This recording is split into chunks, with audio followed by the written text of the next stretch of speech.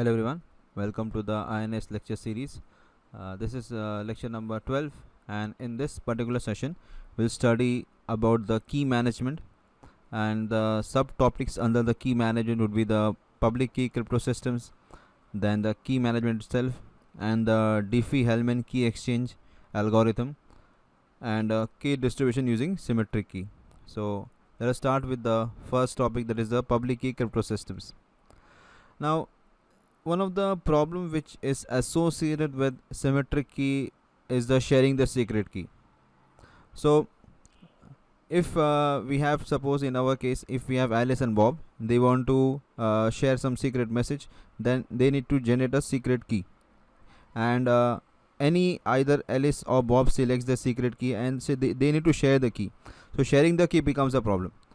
Now here in this case we will see how, by using a simple public key algorithm, that is a Diffie-Hellman Key Exchange algorithm, how we can share the symmetric key using the same channel. Okay. Like internet, it is an unreliable medium. So using an unreliable media, how we can actually share the key using this public key cryptosystem method. So this is Diffie-Hellman Key Exchange algorithm. This algorithm was introduced by Diffie and Hellman in 1976, and it played a significant role in development of what we call as a modern public key cryptography.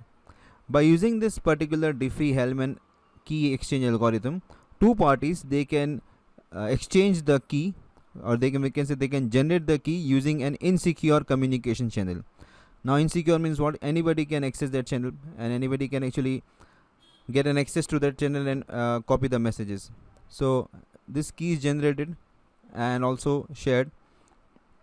So this Diffie-Hellman, let us see how we actually do this. So this Diffie-Hellman key exchange algorithm, it allows two parties to agree upon a shared secret key without actually transmitting the key itself. So the key is not transmitted, but it is generated by using some mathematical operations of the prime numbers. Now this is how the Diffie-Hellman algorithm works. So the step one, what we will go by stepwise.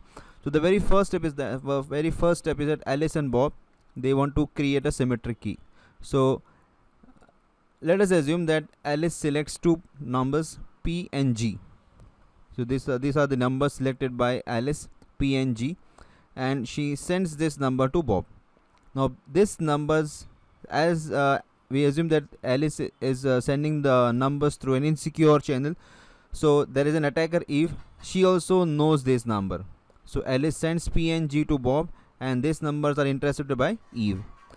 Then next step is Alice selects a number X. So she selects a private number called as X, and then she performs the operation R1 equal to G raised to X mod B. So Alice calculates this R1 using this formula. G she knows, P she knows, and this X is only known to Alice. So she calculates R1 and sends it to Bob. So this number R1 is also intercepted by Eve. So R1 is known to Alice, Bob and Eve. Even G and P, they are known to Alice, Bob and Eve, but this X is only known to Alice. Now in step 3, Bob selects a number Y, which we can see the private number of Bob, and Bob performs this operation R2 is equal to G raised to Y mod P. So this G and P is known to Bob, and he just does this operation and calculates R2 and sends R2 to Alice. Now because it is sent through an insecure channel, so even Eve knows this number. Okay, so this number is shared by Bob to Alice. Now after step 4, now what do we have after step in this step, after step 3? So in step 4, what we see is Alice knows this information, P, G, X, which is only known to Alice, R1 and R2. She calculates K using this formula R2 raised to X. R2 is the number which was sent by Bob raised to her own private number mod P. She gets this K. Now Bob knows these things, P, G, Y, R1 and R2. So Bob does this calculation. Okay, he actually does the calculation using K equal to R1 raised to Y mod P.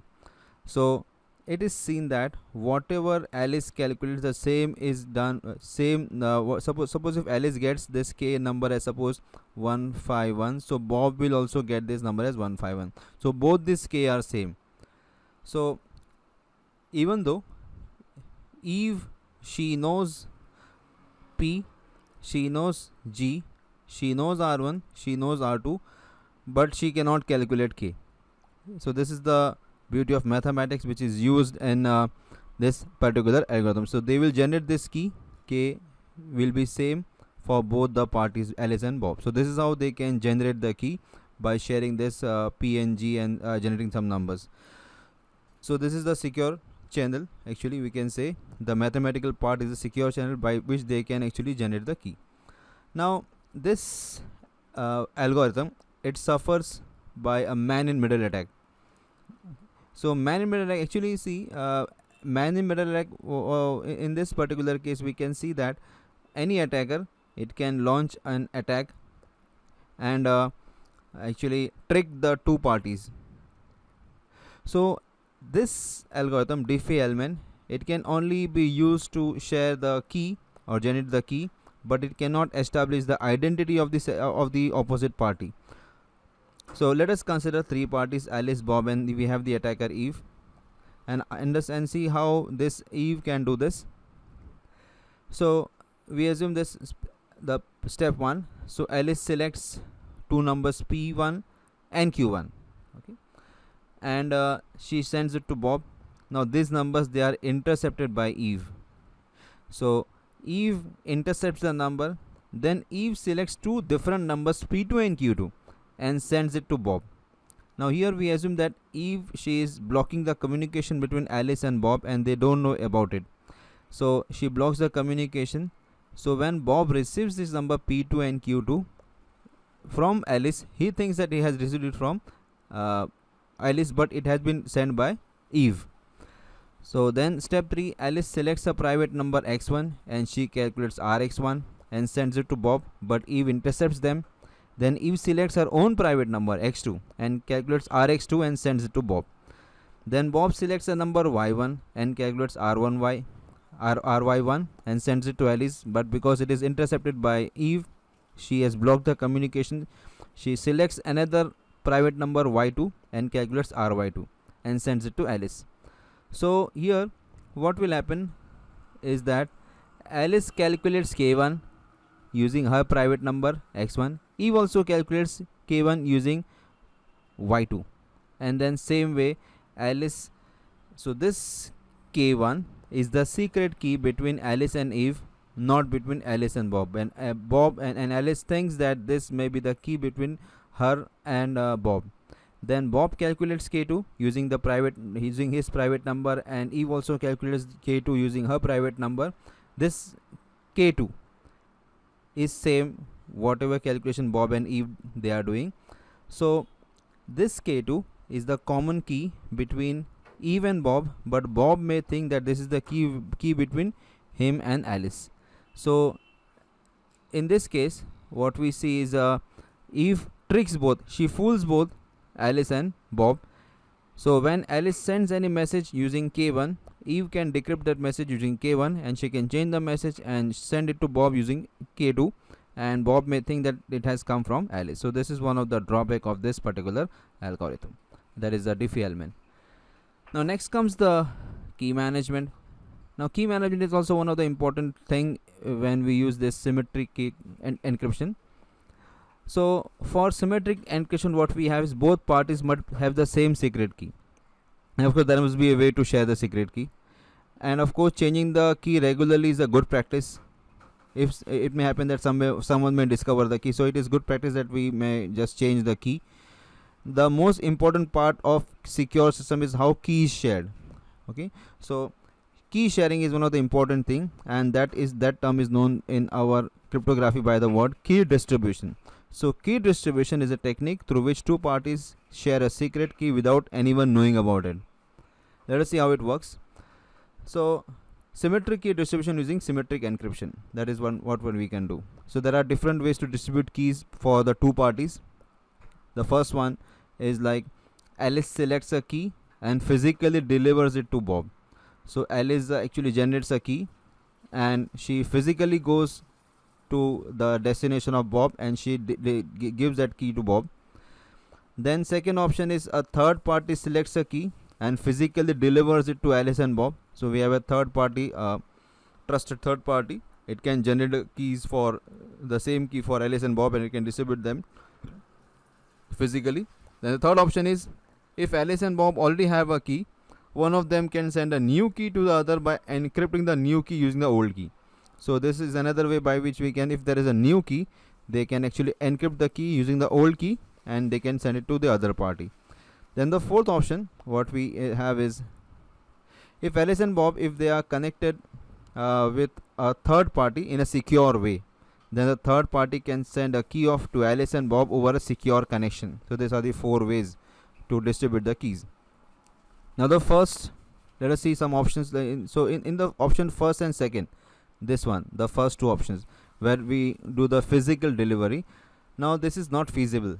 If the number of users are quite large, then we require to change the keys frequently. So it is not feasible to deliver the key physically every time.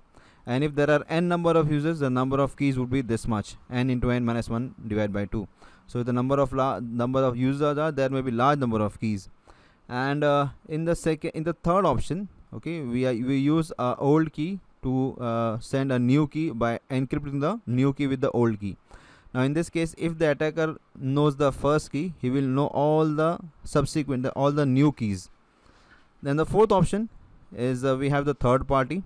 So third party, in which each party shares a master secret with the third party. So there is a third trusted party, and every party involved in the communication, they share some secret with the trusted third party. Then what the third party, it creates a key which we called as a session key. So this session key is only valid for a particular session, and the third party, it encrypts the session key with the master key of the concerned party. This approach is called as key distribution center. We'll see how it works, how does KDC works. So this is the most simplest form of KDC. Here we can see that here we have 6 parties: Alice, Bob, Sarah, Ilian, John and Harris. So these are the 6 persons who share a master key with KDC. Like KA is the secret key between Alice and KDC. Sarah has a secret key KS between her and KDC. Similarly, John has KJ and so on. Okay, so let us see how this particular so this KDC is actually the third party, okay, trusted third party, and this trusted third party will actually generate a session key between the two parties who want to communicate. So here every party, it shares a secret key with the KDC. So the number of secrets in this case are n, not more than that. So if there are 10 parties involved with this KDC, then there will be 10 secret keys, not more than that. Now how this works? So let us assume Alice wants to create a session key for herself so she can communicate with Bob. Okay. So what Alice will do in step 1, Alice sends a plain text message to the KDC. So Alice sends a message to KDC requesting the KDC to create a session key between herself and Bob. Okay, so the first thing what the Alice does is she sends a plain text message to the KDC informing that she needs a session key between her and Bob. Now in step 2, what the KDC does, KDC creates a session key. In this case, let us see this KS is the session key, and makes 2 copies of the session key. So it encrypts the one of the key with the secret key of Bob. Okay, so you can see the inner square box. So this is KS. So KDC encrypts this with the master key of the Bob, the key which is shared between KDC and Bob.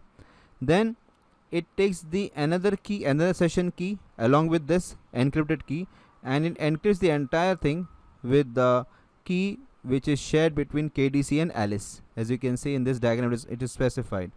Okay, so there is a square box, outer square box and inner square box. In the inner square box we have the session key. Okay, and this session key is encrypted with Bob's Bob's key, and this key and this entire encrypted message is encrypted with the key of Alice. Okay. Now this is sent by KDC to Alice. Now in step 3, Alice will open this message. So when Alice opens this message, you can see this particular, when she opens this message, she will get two things. One is the symmetric, one is the key, the session key, and the other thing is this one, the encrypted key. So she keeps the session key with herself and sends the inner box, this one, to Bob, because she cannot open this this particular message. She sends this message to Bob. Okay, now Bob can decrypt this particular box, this particular message, and he also gets the session key. So in this way, both the parties, they get the access to the session key. Now they can communicate. Okay, after communication gets completed, they can discard this session key. So for every new session, a new session key is generated. So this is how this KDC works. It's one of the very simplest. There are of course many other ways to do this. Now then, KDC, we can actually we cannot rely on a single KDC. If we have a single KDC, it may actually bring out too much traffic on the KDC. So we can actually have an hierarchy, like this KDC can depute some more KDCs, then this can also actually depute some more KDCs. So for a large network, we cannot have a single KDC, but we can actually have levels of KDCs, so that it becomes easier for us to manage. Okay, so managing becomes easier with hierarchy. So here what we have is we have local KDCs for smaller domains. Okay, so what is the responsible local KDC is for small communication between the entities within the same location domain within the same KDC. The local KDC is responsible for distributing the keys needed for secure communication. Then we also have the global KDC. Now global KDCs are used if the two parties, they are attached to different local KDCs. Okay, so this is done. Okay, now then we have the session key lifetime. Okay, now see sessions, how far can we use the session key? So session keys are swapped actually. The safer they, so if we change the session key more frequently, then it is more safer, it is more secure. But changing the key frequently delays the exchanges and of course stresses the network. So for every session, of course, we go on creating a session key, then we have to contact the KDC, get the key, so it will delay the operation. And even session keys, they are shared through a network, so they will create some stress, some traffic on the network. So we need to balance those factors. Okay, so that our things becomes our communication becomes secure, and at the same time we don't produce unnecessary traffic. Okay.